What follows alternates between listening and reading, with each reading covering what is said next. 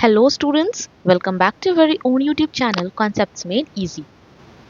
तो हम पढ़ रहे थे आपका मैथ्स का चैप्टर परम्यूटेशन एंड कॉम्बिनेशन और हम देख चुके हैं आपका कि परम्यूटेशन कब लगता है और कॉम्बिनेशन कब लगता है।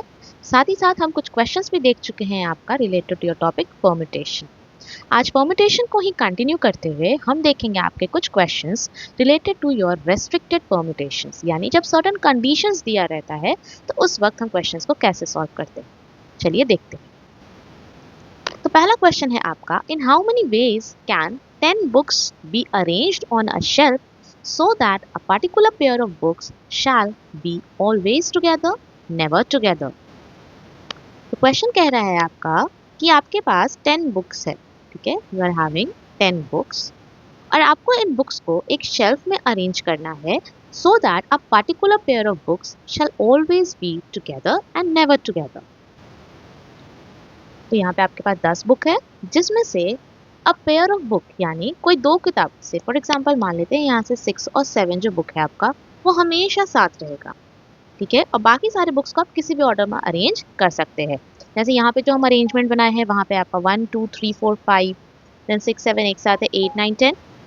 ना ये जो अरेंजमेंट यहाँ पे बना हुआ है इसमें हो सकता है आपका बुक्स का अरेंजमेंट कुछ इस तरह हो जाए 2 1 4 देन 3 5 8 9 10 7 एंड 6, ठीक है। यहाँ पे भी तो आपका 10 बुक्स है जिसका अरेंजमेंट किया गया है, ठीक है।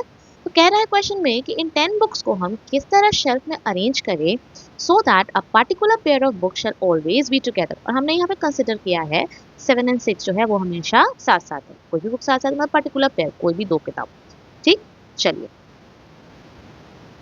नाउ सिंस आपका ये जो पर्टिकुलर पेयर ऑफ बुक है हमेशा साथ रहेगा तो इसको हम एक यूनिट काउंट कर सकते हैं, ठीक। यानी अब आपके पास कितना नंबर ऑफ बुक्स हो गया 1 2 3 4 5, ये दोनों मिला के एक हो गया, एंड 6 7 8 एंड 9, क्योंकि ये दोनों किताब तो जहां पे भी जाएगा जहां पे भी रखाएगा साथ में ही रखाएगा, ठीक है। तो टोटल नंबर ऑफ वेज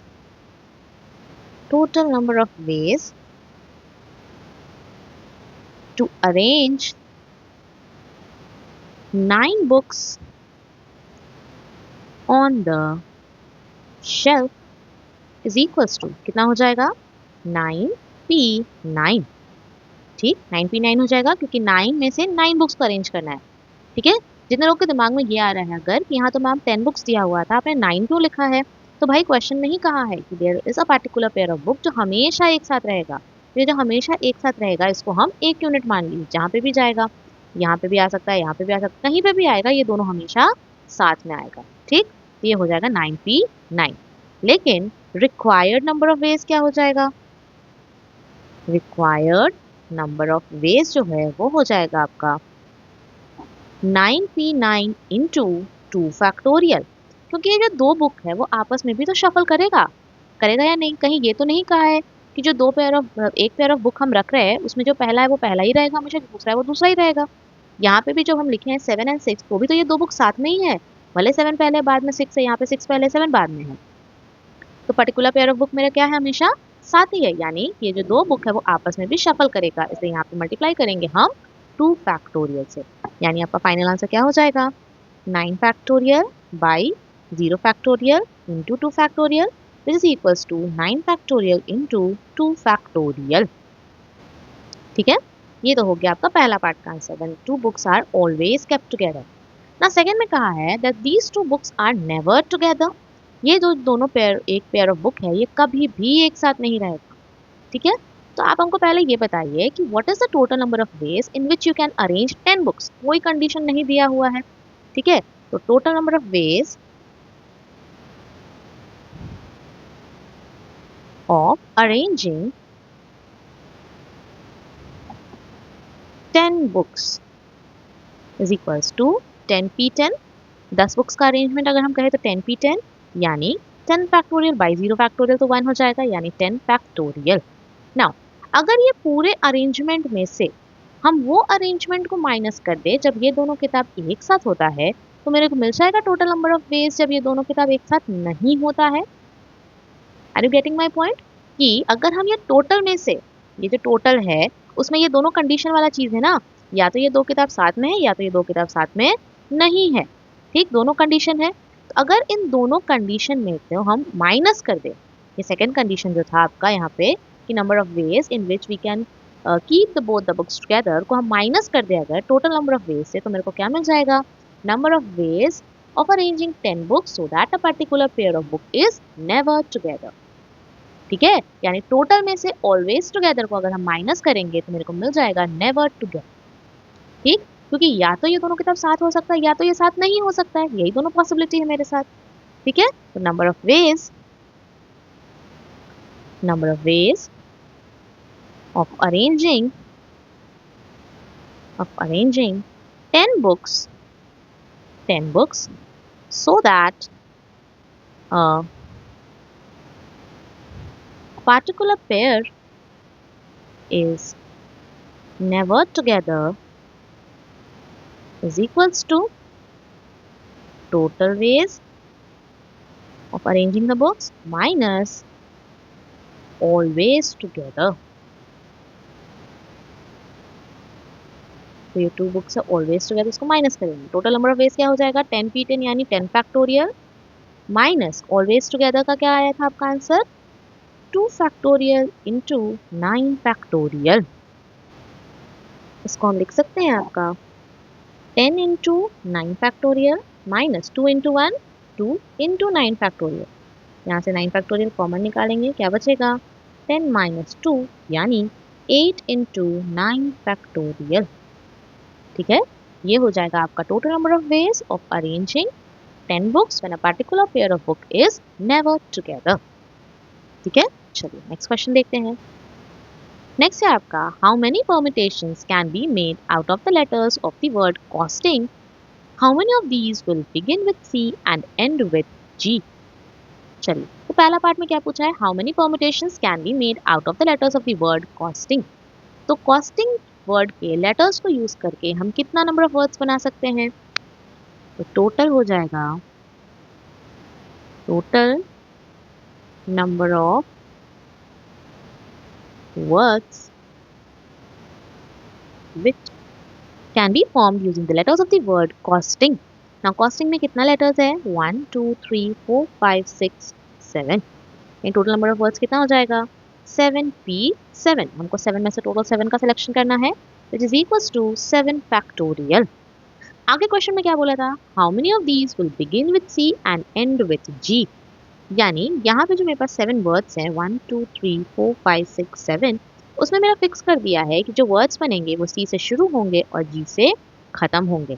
ठीक है ना, सी से शुरू होंगे जी से खत्म होंगे, तो और कितना लेटर्स बचा मेरे पास OSTIN यानी 5। ना ये जो 5 मेरे पास लेटर्स बचा है या 5 अल्फाबेट्स बचा है, ये यहाँ 5 प्लेसेस में आपस में शफल करके खुद को अरेंज कर लेगा, यानी total number of words which can be formed such that they begin with C and end with G is equals to 5 आपका लेटर्स बचा तो हो जाएगा 5p5 which is equals to 5 factorial which is equals to 120। ठीक है, उम्मीद करते हैं इस पर्टिकुलर क्वेश्चन में कोई डाउट नहीं है। चलिए आगे बढ़ते हैं नेक्स्ट क्वेश्चन की ओर।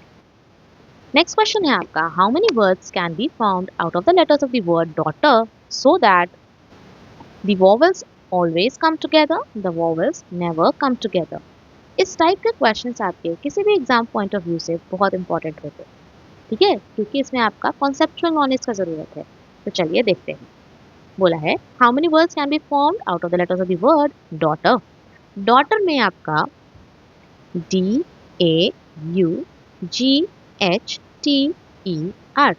कितना नंबर ऑफ लेटर्स है, टोटल नंबर ऑफ लेटर्स कितना है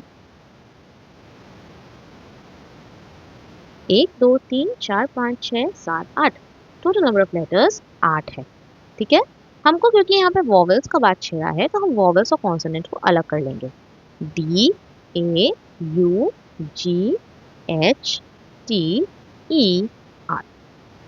ठीक है, चलिए सबसे पहला पार्ट में बोला है हमसे how many words can be formed by using the letters of the word daughter. तो हम डॉटर का जो लेटर्स है यहाँ पे उसको अरेंज करेंगे तो कितना वर्ड्स बनेगा मेरा, तो हम पहले बनाएंगे total number of words that can be formed out of the letter of the word daughter is equals to, daughter में टोटल कितना लेटर्स है 8, हमको सभी का यूज करना है तो ये हो जाएगा 8p8। ये है आपका टोटल नंबर ऑफ वेज, ठीक है। लेकिन आपके क्वेश्चन में दो कंडीशन रखा है, all the vowels always come together, जितने भी वॉवेल्स है सब एक साथ आएंगे, ठीक है, यानी जहाँ पे भी होगा एक साथ आएगा। तो ये जो वॉवेल्स है इसको अगर हम 1 यूनिट मान लें तो मेरे पास टोटल कितना नंबर ऑफ लेटर्स हो जाएगा, 1 2 3 4 5 और एक ये 6, क्योंकि हम कहीं पे भी रखें ये ए यू ई जो है वो साथ में ही आएगा, ठीक। तो total number of words that can be formed out of the letters of the word daughter when vowels are always comes together। vowels एक साथ था तो एक यूनिट, यानी टोटल कितना है 1 2 3 4 5 एंड 6, तो ये हो जाएगा आपका 6 फैक्टोरियल, या फिर आप इसको लिख सकते थे 6p6, ठीक है ना। अब ये जो तीन वर्ड्स है वो आपस में भी तो, या तीन लेटर्स है सॉरी, तो ये आपस में भी तो शफल करेंगे, कहीं ऐसा तो नहीं लिखा है पहले ए आएगा फिर यू आएगा फिर ये ये तो यू ए ई भी हो सकता है, ई ए यू भी हो सकता है, ए यू ए ई यू भी हो सकता है, कुछ भी हो सकता है, यानी ये जो तीन लेटर्स हैं वो आपस में भी शफल करेंगे करेंगे तो 6 फैक्टोरियल इंटू 3 फैक्टोरियल, आंसर हो जाएगा 6 factorial into 3 factorial. 6 factorial is 720 into 3 factorial is 6, दोनों को मल्टीप्लाई करेंगे आंसर आएगा 4320, ठीक है। ये है आपका पहला part, when the vowels come together। ना दूसरा पार्ट में क्या कहा है, vowels never come together। तो जैसे वो बुक वाला क्वेश्चन अभी हम लोग किए थे ना, when these two books are always kept together, when these two books are never together, ठीक है। क्वेश्चन नंबर 1 आज का क्लास का पहला क्वेश्चन। तो इस पर्टिकुलर क्वेश्चन में भी हम सेम कॉन्सेप्ट लगाएंगे, कहने का मतलब है अगर टोटल नंबर ऑफ वर्ड्स, ठीक है, जो फॉर्मुलेट हो रहा है out of the letters of the word daughter, तो हम उस पर्टिकुलर केस में जब कंडीशन है आपका when the vowels never come together का, तो हम टोटल में से माइनस कर देंगे वॉवेल्स ऑलवेज कम टुगेदर, तो मेरे को मिल जाएगा वॉवेल्स नेवर कम टुगेदर, ठीक है। यहाँ लिखेंगे हम total number of words formed in which vowels are never together is equals to total number of words जो हम फॉर्म कर सकते हैं using letters of the word daughter, ये हो जाएगा आपका क्या 8 factorial, 8 factorial which is equals to 40,320।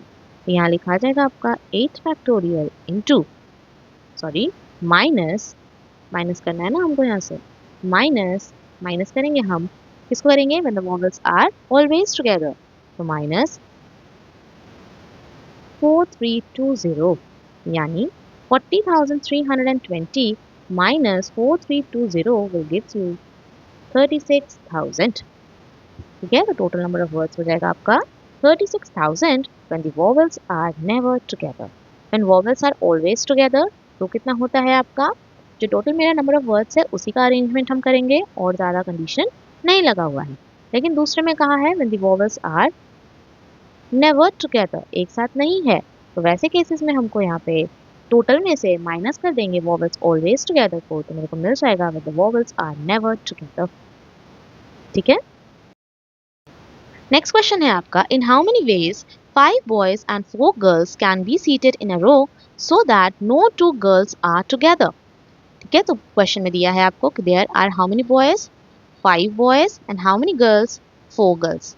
इन 9 लोगों को एक रो में बैठना है such that no 2 girls are always together, ठीक है। सबसे पहले अगर हम देखें तो अगर हम बॉयज को बैठाते हैं 1 2 3 4 5, ठीक। अब 5 बॉयज यहाँ पे बैठ गए आपको, तो ठीक है, तो हम क्या लिख सकते हैं 5 boys can sit in 5 factorial veg, 5 factorial veg हो सकता है, ठीक है।